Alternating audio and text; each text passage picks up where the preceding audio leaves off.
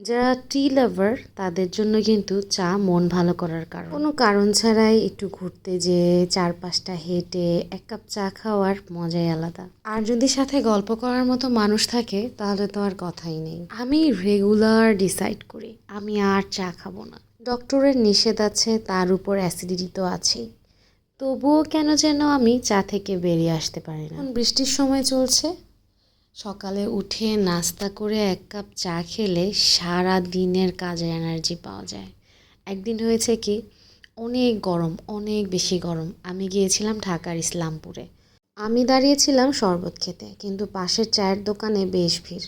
আমাদের যে রিকশাওয়ালা মামা নিয়ে এসেছিল ইসলামপুরে, সেও দেখলাম চা খেতেই গেল এই গরমে। মামা বের হওয়ার পর জিজ্ঞেস করলাম, মামা এই গরমে চা খেলেন?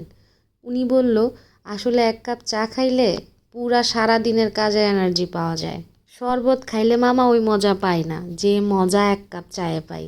মানে মামার এই কথা শুনে আমার মনে হলো মামা আসলে সত্যি কথাই বলেছে।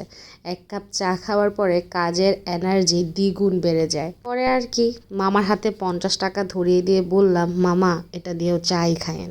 এই হলো চায়ের রহস্য। যারা চা ভালো বানাতে পারে তাদেরকে তো সেলুট, কারণ তারা নিজেরাও বানিয়ে খায়, অন্যকেও বানায় খাওয়ায়। বাসায় কিন্তু আমাদের এরকম মেম্বার থাকে যারা চা বানাতে খুবই পটু, নিজেও খাবে অন্যকেও খাওয়াবে। তবে আমার বাসায় দুধ চা তেমন কেউ পছন্দ করে না। মাঝে মাঝে দুধ চা বানালে আমি, আমার বোন আর আমার ভাই খাই, এই তো। আর মাঝে মাঝে আমার জামাইকেও জোর করে খাওয়াই।